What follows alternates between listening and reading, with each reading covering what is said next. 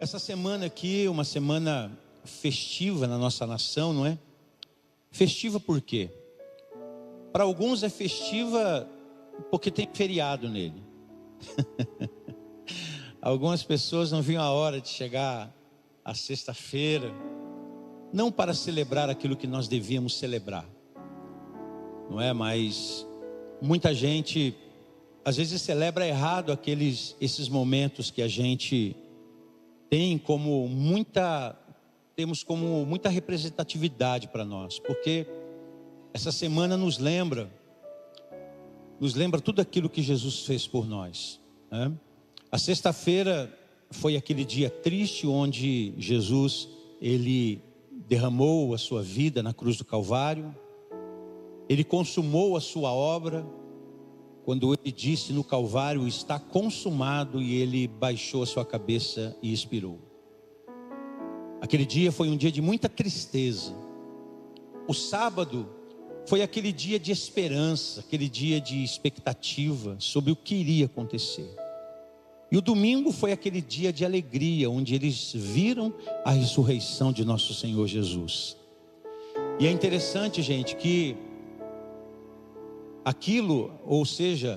esses episódios não terminaram em um funeral em tristeza, mas esses episódios terminaram em alegria, porque Jesus está vivo pelos séculos dos séculos, amém. Então ele está vivo, é poderoso, e nesses dias a gente está lembrando bastante sobre a ressurreição, e hoje eu quero falar sobre as Marias que estavam ali naquela ressurreição. Haviam 3 Marias no dia da ressurreição. E hoje eu quero pensar um pouco nestas mulheres e entender um pouco como cada uma delas representa um aspecto essencial da nossa fé. E nós vamos pensar nessas mulheres que foram consagradas ao Senhor Jesus, que entregaram suas vidas ao Senhor e que serviram ao Senhor por toda a sua vida. Então nós vamos ver hoje alguns textos. Eu acredito que o pessoal já está tudo preparado, tudo ok aí, tudo beleza, porque hoje nós vamos ler um pouco para a gente entender o aspecto de cada uma dessas mulheres. 3 mulheres chamadas Maria, elas acompanharam de perto o ministério, a crucificação e a ressurreição de Jesus. E é sobre isso que eu quero pensar aqui, porque cada uma delas representa um aspecto da nossa vida e da nossa fé cristã. A ressurreição, gente, é o ato mais importante. É o ato mais importante. O apóstolo Paulo, em 1 Coríntios capítulo 15, verso 14 e verso 17, olha o que ele diz. Ele disse assim: se Cristo não ressuscitou, é inútil a nossa pregação, como também é inútil a fé que vocês têm. Primeiro livro de Coríntios, capítulo 15, verso 14. Se Cristo não ressuscitou, inútil é a nossa pregação, como também inútil é a fé de vocês. Verso 17. Se Cristo não ressuscitou, a fé que vocês têm é inútil e ainda estão nos seus pecados. Gente, a ressurreição é a mensagem mais importante da fé cristã. Por quê? Porque isso diferencia o nosso Senhor de todos os demais líderes religiosos. Nenhum outro líder ressuscitou. Nenhum outro líder ressurgiu dentre os mortos a não ser Jesus. O túmulo de todos os líderes de todas as religiões, os ossos deles continuam lá. O túmulo não está vazio, mas o túmulo do nosso Senhor está vazio. O túmulo de Jesus está vazio. É verdade que desde aqueles dias tentaram contar uma história de que o corpo de Jesus foi de certa maneira raptado daquele lugar. Tiraram o corpo dele de lá e aí levaram o corpo dele para qualquer lugar. E essa é uma ideia corrente naqueles que ainda negam que ele ressuscitou. E o apóstolo Paulo, nesse texto que nós lemos aqui, o apóstolo Paulo estava defendendo a doutrina da ressurreição.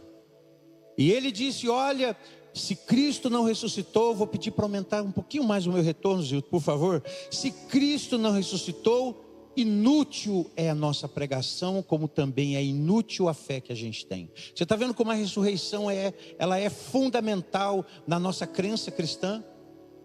Porque se nós não acreditarmos na ressurreição e não cremos na ressurreição, porque a ressurreição ela poderia ser explicada em 3 pontos principais. Primeiro, que a ressurreição ela aponta para a vitória sobre a morte. Ou seja, se Cristo venceu a morte, todos aqueles que creem em Cristo vencem a morte também. Ou seja, por isso que Jesus disse: eu sou a ressurreição e eu sou a vida, e aquele que em mim crê, ainda que morto, viverá eternamente. Então a ressurreição é a vitória sobre a morte. A ressurreição também, ela confirma a divindade de nosso Senhor Jesus. Por quê? A ressurreição valida tudo o que Jesus disse sobre si mesmo, sobre aquilo que ele disse sendo filho de Deus, sobre o Messias prometido. Sem a ressurreição, a sua mensagem seria apenas mais uma filosofia religiosa. Mas porque ele ressuscitou, por isso que cristianismo não é filosofia, cristianismo é relacionamento. Cristianismo é vida dentro, é vida de Cristo dentro de nós.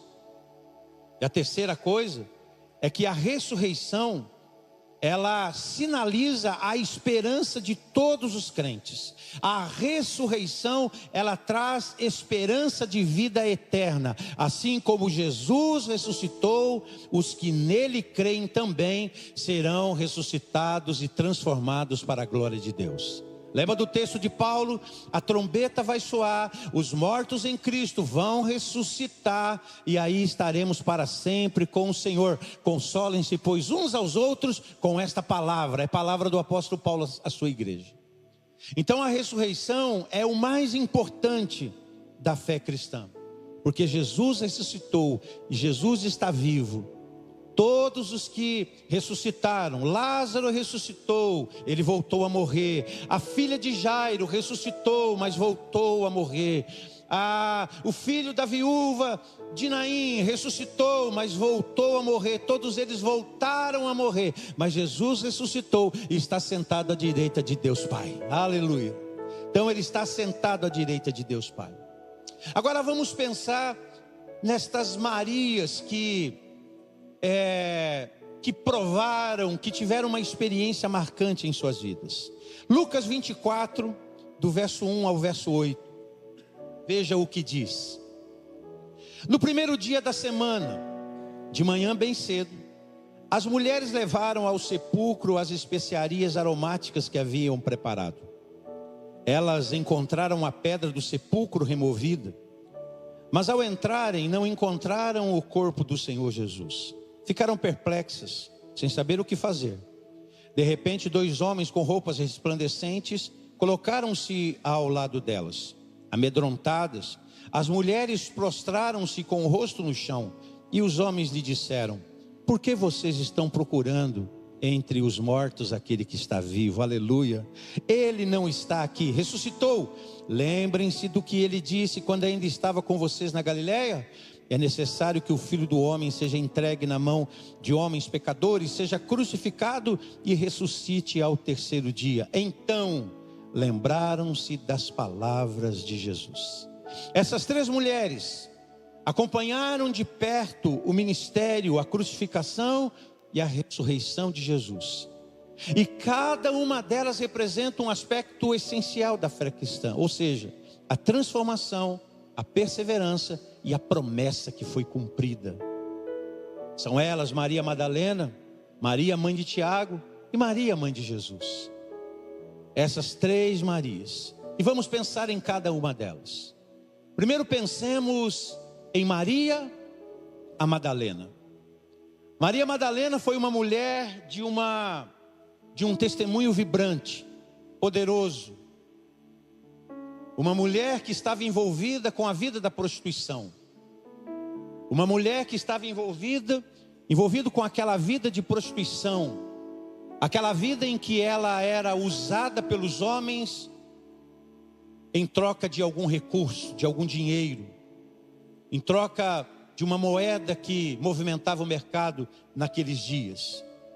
E Maria Madalena, ela nos mostra o poder da transformação. O Senhor Jesus, ressurreto, vivo, poderoso, Ele tem o poder de transformar a quem quer que seja. Mas Maria Madalena, ela foi a mulher que foi liberta. E Maria Madalena, ela consagrou a sua vida a Deus. Ela colocou a sua vida diante de Jesus. E ela permitiu que a sua vida fosse usada para a glória de Deus. Em João capítulo 20, desde o seu verso 10, vai ser projetado aqui. Dê uma olhada nesse texto onde fala de Maria, a Madalena. E diz assim, ó: os discípulos voltaram para casa. Maria, a Madalena, porém, ficou à entrada do sepulcro, chorando. Enquanto chorava, curvou-se para olhar dentro do sepulcro. E viu 2 anjos vestidos de branco, sentados onde estivera o corpo de Jesus, um à cabeceira e outro aos pés. Eles lhe perguntaram: mulher, por que você está chorando?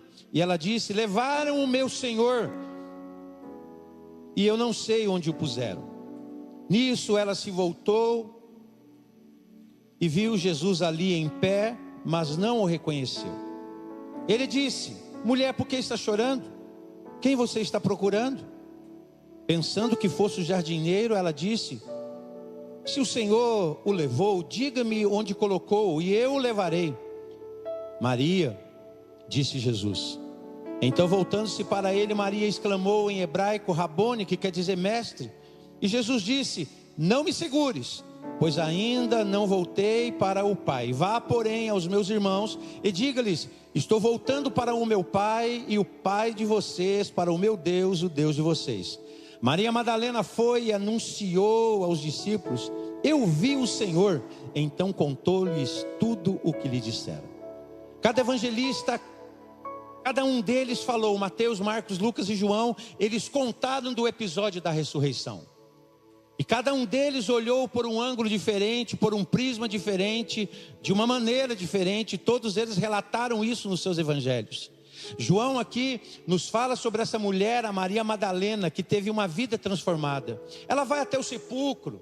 E por que lá ela vai? Como nós já lemos, ela foi lá junto às outras Marias para que eles embalsamassem o corpo do Senhor, para que eles cuidassem do corpo do Senhor. E chegando lá, elas tiveram uma experiência poderosa e viva. Essa Maria havia sido liberta de 7 demônios. Veja Lucas capítulo 8, verso de número 2. Lucas capítulo 8, verso de número 2. Diz assim, ó: e também algumas mulheres que haviam sido curadas de espíritos malignos e doenças. Maria, chamada Madalena, de quem havia saído 7 demônios. Maria era uma mulher possessa de espíritos malignos. Era possessa de demônios, de espíritos malignos. Ela foi liberta por Jesus e ela foi a primeira a ver Jesus ressuscitado. Os discípulos, como começou o texto, eles voltaram para casa, mas elas ficaram lá. A Maria fica ali. A Maria fica tentando entender o que estava acontecendo. A Maria, ela tenta raciocinar. O que fizeram com o meu Senhor? Por que o corpo dele não está aqui? O que será que aconteceu? E aí o próprio Jesus aparece para ela, mas ela pensa que aquele homem fosse o jardineiro. E Maria diz a ela: olha, se você levou o corpo do meu Senhor, por favor, fala para mim onde está, para que eu o apanhe, para que eu cuide, para que eu zele. E aí Jesus se revela a ela. E ela olha para ele e ela diz: mestre, é o Senhor. E tudo nos indica que Maria se lança aos seus pés. Tudo indica, porque Jesus disse para ela: não me detenhas. Não me detenha, Maria. Maria se agarra a ele, mas Jesus diz: não me detenha, por favor. Eu ainda não fui para o meu Pai. Eu quero que você vá, conte aos demais discípulos que você me viu ressurreto. Conta isso para eles, porque posteriormente eu vou aparecer para toda essa turma. E Jesus apareceu para muitos deles. Mas a Maria nos ensina algumas coisas muito importantes. Essa Maria que fora cheia de demônios, ela foi a primeira a ver Jesus ressuscitado. Ela foi a primeira a ver Cristo ressuscitado. Maria, ela foi portadora de uma chamada pessoal. Jesus a chama e diz: Maria, eu quero que você vá e conte para os outros o que você está vendo. Eu estou vivo, assim como prometi, eu estou vivo. Então ela foi portadora de uma chamada pessoal. Foi a primeira testemunha e a primeira mensageira da ressurreição. E querido, isso me faz pensar em algo muito forte. O nosso passado, ele não define o nosso futuro. Se o passado de Maria Madalena pudesse definir a vida dela, ela seria uma mulher perdida para a vida toda. Mas o passado de ninguém, o futuro de ninguém precisa ser definido pelo passado. O futuro de ninguém precisa ser definido pelo passado. É bem possível que alguns de nós no passado tenha caído em determinado comportamento, tenha caído em determinada situação, tenha cedido a determinada tentação, tenha cedido a determinados pecados, e isso hoje trava você para você ir para frente. Maria Madalena é um lindo exemplo de que o passado não podia definir o futuro daquela mulher. Aquela mulher, quando ela se encontra com Jesus, ela passa a ter uma nova vida, ela passa a ter um novo coração. Essa mulher foi transformada, ela deixou de ser aquela mulher, ela deixou de ser aquela prostituta para se tornar uma mulher santa na sua vida e acompanhar ao Senhor Jesus em toda a sua caminhada. Muita gente está preso ao passado, está preso aos acontecimentos do passado e não consegue fazer nada eficaz para que o seu futuro seja diferente. Querido, eu quero dizer para você que entrou aqui esta manhã, ou você que está me ouvindo de algum lugar, que você anda preso ao que aconteceu, que você anda preso ao passado que te atormenta. Se você tem vivido dessa maneira, eu quero dizer a você que Jesus está te dizendo que o passado não pode definir o seu futuro. Há um Cristo poderoso que tem uma vida nova para te dar, tem um coração novo para te dar, e Ele perdoa todo o seu passado. E a lição desse texto que nos fica é que quem foi transformado por Jesus carrega um testemunho para a vida toda. Eu falei aqui há dias atrás sobre transformação e mudança. A mudança, ela pode durar algum tempo. A gente pode mudar algumas coisas. A gente pode mudar o jeito de falar. A gente pode mudar o jeito de se comportar. A gente pode mudar o jeito de se vestir. A gente pode mudar o jeito de pensar. A gente pode mudar o jeito de falar. A gente pode mudar de camisa, mudar de roupa. A gente pode mudar de igreja. A gente pode mudar de tudo. Mas as mudanças não são permanentes. Sabe o que é permanente? É a transformação da vida. Permanente é a transformação da vida, porque a transformação da vida inclui tudo isso que eu te disse. Só que a mudança, ela pode durar um tempo. Agora a transformação é para a vida toda. E essa mulher, Maria Madalena, ela foi transformada. Ela carregava um testemunho de vida. E agora ela estava carregando um testemunho a mais, que era o testemunho da ressurreição de Jesus. Jesus está vivo e tem poder para agir na vida de quem quer que creia. Jesus está vivo, Ele tem poder de agir na vida de quem quer que creia. Esse é o aspecto de Maria Madalena, a transformação. O Evangelho de Jesus é transformador. O Evangelho de Jesus transforma a vida do homem. O Evangelho de Jesus não só perdoa o seu passado, mas o Evangelho de Jesus, ele transforma o seu presente, ele projeta teu futuro. Ele projeta a tua vida para algo melhor, para algo maior. A segunda Maria, a mãe de Tiago, Marcos capítulo 16, do verso 1 ao verso 4. Veja o que diz. Marcos 16, verso 1 ao 4 diz: quando terminou o sábado, A sexta-feira havia passado, o sábado estava terminando. Quando terminou o sábado, Maria Madalena, Maria, mãe de Tiago e Salomé, compraram especiarias aromáticas para ungir o corpo de Jesus. No primeiro dia da semana, bem cedo, ao nascer do sol, elas se dirigiram ao sepulcro. Diga bem cedo. Diga bem cedo. Ao nascer do sol, elas se dirigiram ao sepulcro, perguntando umas às outras: quem removerá para nós a pedra da entrada do sepulcro? Quando, porém, foram verificar, viram que a pedra, que era muito grande, havia sido removida. Você está vendo que cada evangelista, ele detalha algo diferente? Cada evangelista torna a coisa um pouco mais atraente à nossa maneira de pensar, aos acontecimentos do dia. O sábado termina, as mulheres, as Marias, compram especiarias aromáticas para ungir o corpo de Jesus. E no primeiro dia da semana, no domingo pela manhã, no domingo bem cedo. E por que elas foram bem cedo? Porque elas não queriam cruzar com ninguém pelo caminho. Havia uma ideia instaurada, havia uma ideia propagada de que tentariam levar o corpo de Jesus. E aí colocaram uma pedra gigante sobre o sepulcro. Uma pedra gigante. Não como essa. Não tão leve como aquela que está ali do lado. Mas uma pedra que não se removeria por qualquer esforço humano. E elas então vão para esse lugar, e elas vão no caminho perguntando umas às outras: como que a gente vai remover a pedra? A gente não tem força física para isso. Nós não temos força para isso. Nós não vamos ter como fazer isso.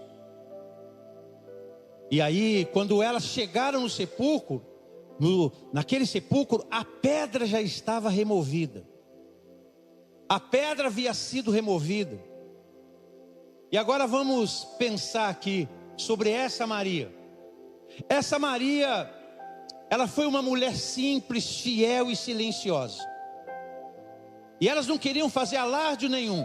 Bem cedo, elas vão para o sepulcro. Bem cedo, elas vão oferecer o seu serviço. Bem cedo, elas estão indo rumo ao sepulcro para servir a Jesus. E elas estão indo para aquele lugar, gente, e é interessante a gente ver que o texto diz que elas perguntaram umas às outras: como que a gente vai remover a pedra que está à frente do sepulcro? Como que a gente vai remover isso? Quem que vai remover a pedra? Ou seja, elas foram àquele lugar e elas não sabiam exatamente como que elas fariam o serviço, mas elas estavam dispostas a fazer o serviço. Elas estavam dispostas a fazer o que tinha que ser feito. Elas estavam dispostas a fazer aquilo que tinha que ser feito. E isso representa que os servos, mesmo quando eles não veem a solução, eles têm disposição para servir. O servo, mesmo não vendo as possibilidades de solução, mesmo não tendo a ideia do que vai acontecer, eles estão dispostos a servir. Essa Maria estava disposta a servir mesmo não sabendo exatamente o que iria acontecer. Ela não sabia exatamente o que iria acontecer. E é esse tipo de motivação que a gente tem que ter na vida ao servirmos o Senhor Jesus. A gente precisa aprender a servir o Senhor Jesus, ainda que a gente não saiba os resultados desse serviço. Porque os resultados do serviço a gente não sabe. Aquilo que vai acontecer futuramente a gente não sabe. Mas a gente tem uma palavra na vida, e é a palavra de Jesus. Jesus, ele falou que aquele que me servir, o Pai o honrará. Aquele que me servir será honrado pelo meu Pai. A honra nós estamos certos, a gente só não sabe como ela vem. E essas mulheres, elas vão àquele sepulcro, elas vão para servir mesmo sem ver a solução. Elas não tinham ideia do que iam acontecer. E quando elas chegaram no lugar, elas foram surpreendidas pela vitória. Cristo havia ressuscitado. Ou seja, não seria necessário elas embalsamarem o corpo. Não seria necessário fazer nenhum tipo de serviço a ele, porque ele já estava vivo. A pedra havia sido removida, a pedra havia sido tirada, e elas então foram surpreendidas pela vitória. Ou seja, a gente aprende que a fidelidade silenciosa, ela tem grande valor para o nosso Senhor. A fidelidade silenciosa, você sabe aquela fidelidade que ninguém vê, que ninguém enxerga, sabe aquele ato de fidelidade que ninguém está vendo, que ninguém está olhando. Esse ato será honrado pelo nosso Senhor, esse ato será surpreendido pelo nosso Senhor, e a perseverança desta mulher foi recompensada, porque Deus agiu naquela situação de uma maneira invisível, poderosa e sobrenatural. E elas então foram também testemunha. A perseverança desta mulher foi a perseverança que a fez ver um Cristo ressuscitado. A lição que fica: a perseverança na fé, ela sempre será recompensada. Sempre. Porque Deus age de uma maneira invisível. Deus, ele age de uma maneira invisível. Por isso que eu gosto de Isaías 64:4. Diz que não se viu e nem se ouviu de um Deus como o nosso Deus, um Deus que trabalha por todo aquele que nele espera. O Deus que trabalha por todo aquele que nele espera. Essas mulheres, ou essa mulher, representa a perseverança. Essa perseverança que é o quê? Que é um aspecto essencial da nossa fé cristã. Jesus, ele disse que é na perseverança que a gente ganha a nossa alma. Jesus, ele falou que o reino de Deus é tomado por esforço, por perseverança. O reino de Deus é tomado dessa maneira. O reino de Deus. Maria Madalena, o aspecto da transformação. Maria, a mãe de Tiago, o aspecto da perseverança que deve estar em todos nós. A transformação, a perseverança. E a terceira situação a gente vê com Maria, a mãe de Jesus. Veja Lucas capítulo 2, verso 34 e 35. Simeão os abençoou e disse a Maria, e segura esse verso para mim depois. Simeão os abençoou e disse a Maria, mãe de Jesus: esse menino está destinado a causar a queda e o levantamento de muitos em Israel, e a ser um sinal de contradição, de modo que os pensamentos do coração de muitos sejam revelados. Verso 35. Quanto a você, Maria, uma espada atravessará a sua alma. Esse texto que nós lemos fala do dia que Jesus nasceu. Ele foi apresentado por Simeão. Simeão apanha Jesus nos braços e diz: os meus olhos veem a salvação. E ele abençoa. E ele apresenta o Senhor Jesus, ou Deus a Deus, porque Jesus é Deus. O Verbo se fez carne e habitou entre nós, e vimos a glória do unigênito Filho do Pai.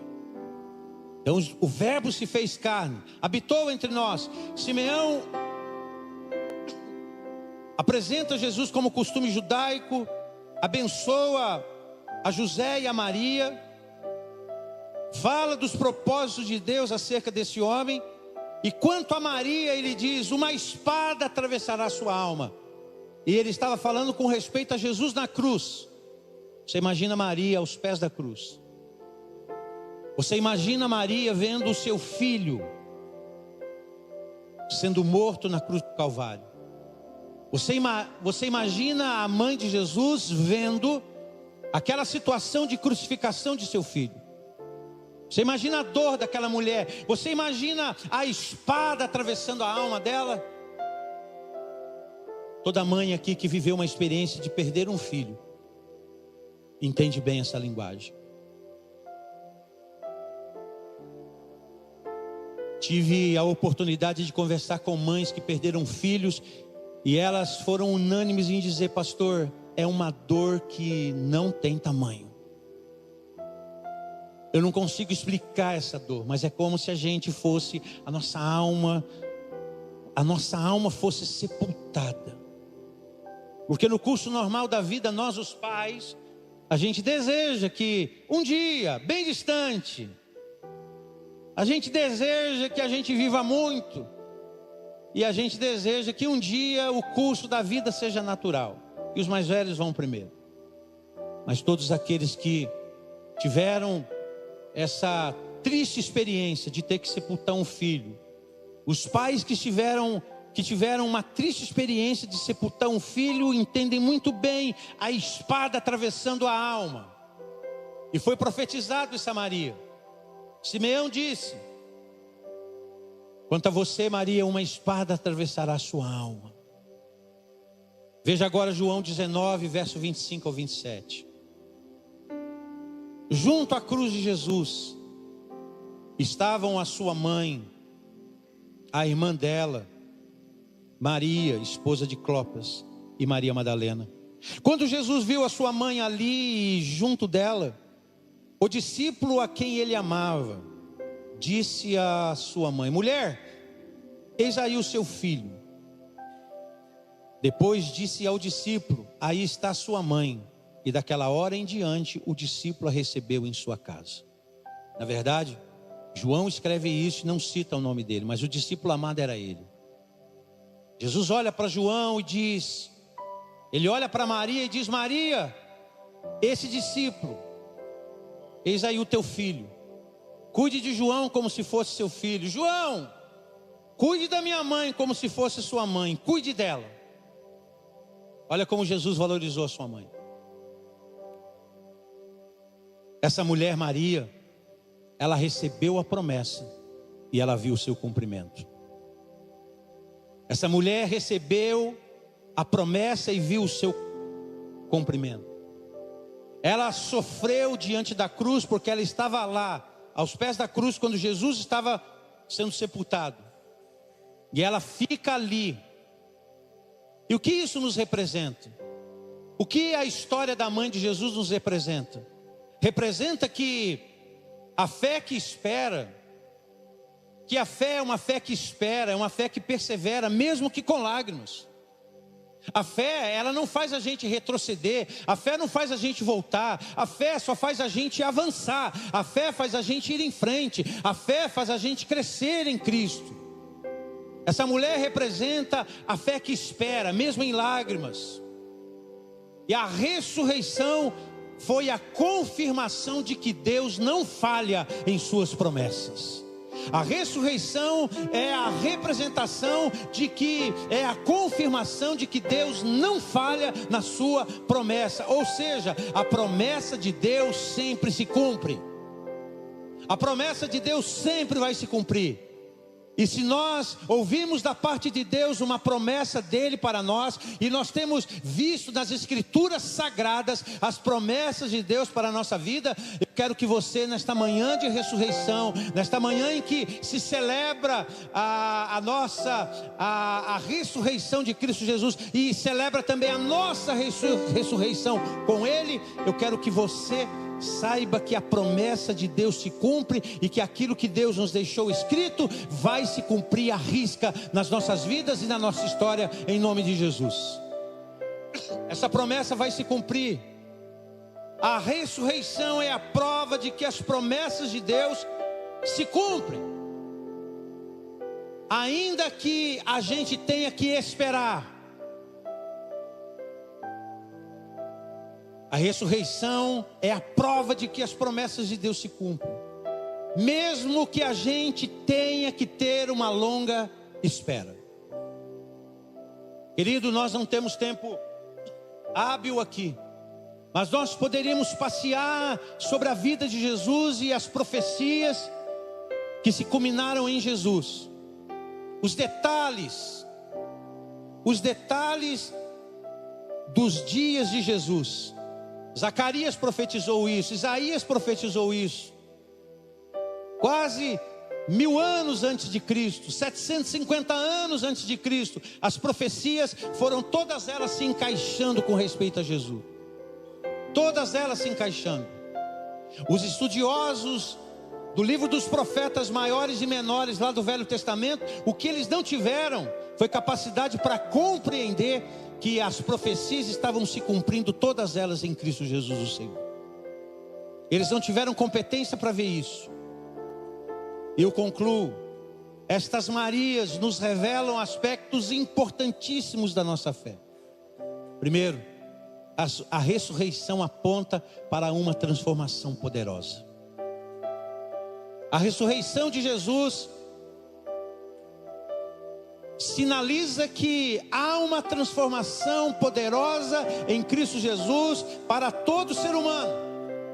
Todo ser humano pode provar de uma transformação poderosa em Cristo. Toda mulher pode ser uma nova mulher em Cristo. Todo homem pode ser um novo homem em Cristo. Todo jovem pode ser um novo jovem em Cristo. Todos nós podemos em Cristo ter a nossa vida transformada para a glória de Deus. Amém ou não amém? Ter a nossa vida transformada para a glória de Deus. Estas Marias, elas mostram os aspectos importantíssimos da ressurreição, a transformação, a fidelidade. A ressurreição nos sinaliza a fidelidade. A ressurreição nos sinaliza a esperança nas promessas de Deus. Eu finalizo essa minha palavra relembrando novamente as palavras de Paulo. Se Cristo não ressuscitou, inútil é a nossa pregação. Olha como é importante você crer na ressurreição. Você crê que o teu Jesus está vivo, está poderoso, e é por isso que a gente canta a Ele, é por isso que a gente ora a Ele, é por isso que a gente serve a Ele, porque Ele está vivo. A gente não faz nada do que faz para Jesus, a gente não faria nada do que a gente faz para Jesus se Ele estivesse morto. Porque o morto não responde. O morto, ele não tem... O morto não tem sentimentos. O morto não tem sensações. É por isso que nós cantamos a Jesus. É por isso que nós levantamos as nossas mãos a Jesus. É por isso que nós oramos a Jesus. É por isso que nós buscamos a face de Jesus. Amém ou não amém? Queria convidar você a ficar em pé. Quero dizer a você, se Jesus está vivo, e Ele está vivo, e Ele estando vivo, Ele tem poder de tocar em todas as áreas da sua vida. Ele está vivo, Ele tem poder de tocar em todas as áreas da sua vida. Ei, pensa numa área da sua vida que você sabe que Jesus precisa tocar aí para transformar.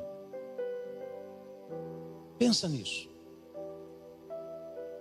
Qual é a área da sua vida que você fala assim: Jesus, Tu estás vivo, e eu quero que o Senhor, quero pedir que o Senhor toque nesta área na minha vida. Talvez esta manhã seja a manhã de você ser tocado nesse sentido. De repente você esteja aqui, você esteja passando por uma enfermidade. Sabe o que está escrito? Que Ele é o Senhor que perdoa as nossas iniquidades, e Ele é o Senhor que sara as nossas enfermidades. Ele perdoa a nossa iniquidade, Ele sara a nossa enfermidade. Isaías, 750 anos antes de Jesus, ele disse lá em Isaías 53, quem creu em nossa pregação? A quem se manifestou o braço do Senhor? Porque foi subindo como renovo perante Ele, olhávamos para Ele, nenhuma beleza víamos para que o desejássemos. Mas Ele foi transpassado pelas minhas transgressões. O castigo que me traz paz estava sobre Ele, e pelas suas pisaduras nós somos sarados. Somos sarados pelas pisaduras de Jesus. Então eu queria agora, já que a gente tem tempo hábil para isso, você que sabe que Jesus precisa tocar em uma determinada área da sua vida, eu quero te convidar a sair do seu lugar e vir aqui à frente. E quero convidar também você que está passando de repente por alguma enfermidade, mas você quer que Jesus te toque hoje. Ele está vivo e poderoso. Venha rapidamente aqui à frente. Venha aqui à frente. Eu quero orar por você. Venha aqui à frente. Eu quero clamar a Deus por você. De repente seja uma área que você sabe, pastor, isso está me dando problema. Ninguém sabe, eu sei. Pode vir aqui à frente. Venha junto do altar. Isso, se espalhem nesse altar. Tem lugar aqui para todos vocês. Tem área que a gente precisa ser tocado. A gente precisa, porque aquela área precisa passar por uma transformação.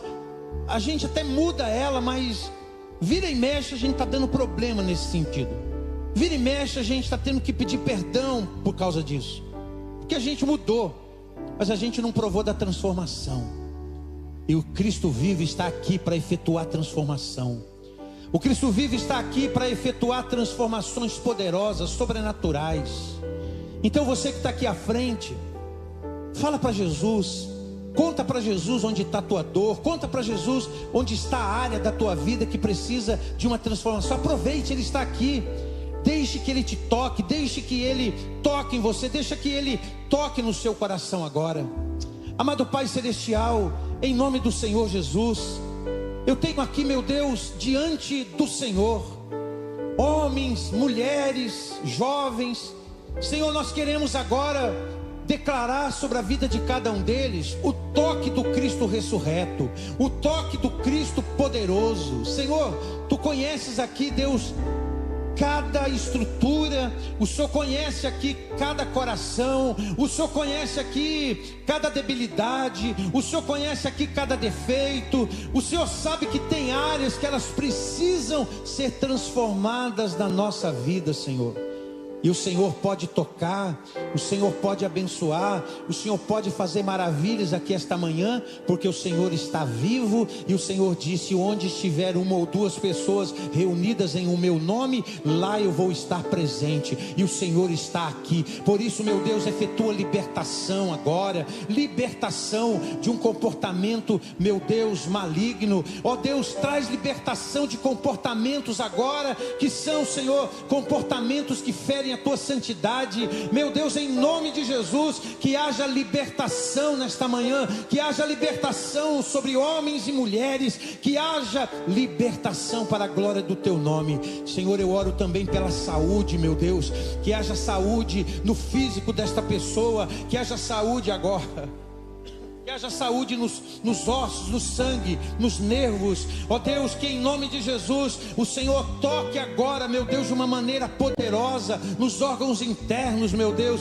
Faz, Senhor, em nome de Jesus, desaparecer o nódulo. Faz, Senhor Jesus, desaparecer, meu Deus, tudo aquilo, Senhor, que está causando infecção, tudo aquilo que está causando dor, tudo aquilo que está causando anomalia nesse físico, Senhor, em nome de Jesus, nós repreendemos agora todo espírito de enfermidade, repreendemos agora todo espírito de enfermidade, em nome do Cristo vivo. Espírito de enfermidade, bate em retirada em nome de Jesus, em nome do Jesus que está vivo, em nome de Jesus, nós te ordenamos enfermidade, nós te ordenamos em nome de Jesus, saia, e que haja saúde sobre cada corpo. Meu Deus, toca agora, toca, Senhor, em nome de Jesus, na coluna lombar, na coluna cervical, toca, Senhor, agora em nome de Jesus. Meu Deus, que em nome de Jesus haja uma visitação do seu poder agora, para fortalecer, meu Deus, para sarar, para curar, meu Deus, em nome de Jesus. Que causas impossíveis aqui esta manhã, Senhor, sejam solucionadas para a glória do teu nome. Assim nós abençoamos, meu Deus, estas vidas nesse altar. Toque, meu Deus, em cada uma delas de uma maneira poderosa. Toca, meu Deus, em cada uma delas de uma maneira poderosa. Toca, meu Deus, toca, Senhor, nesta vida. Toca, Senhor, em nome de Jesus. E resolva, Senhor, situações até então, Senhor, situações até então, meu Deus, que sejam impossíveis. Meu Deus, age com o teu poder, que haja libertação em nome de Jesus, que haja um toque das tuas mãos em nome de Jesus. Assim nós abençoamos o teu povo, Senhor, em nome do Senhor Jesus. Volta para o seu lugar, cantando para a glória de Deus. Aleluia.